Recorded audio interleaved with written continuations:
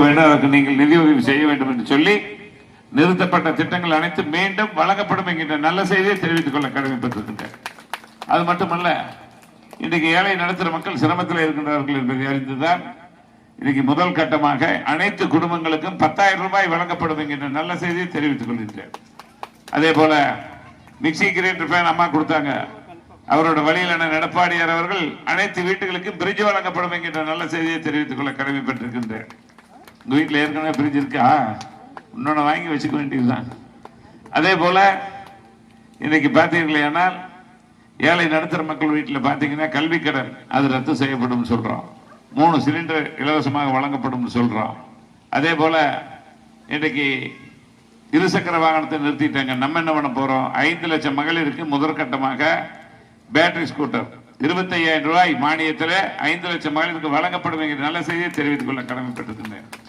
அதே போல வீடு இல்லாத அனைவருக்கும் அந்தந்த பகுதியிலேயே அம்மா வீடு கட்டும் திட்டத்தின் மூலமாக நிலம் வாங்கி அனைவருக்கும் வீடு கட்டி கொடுக்கப்படும் என்கிற நல்ல செய்தியை தெரிவித்துக் கொள்ள கடமைப்பட்டிருக்கின்றேன்.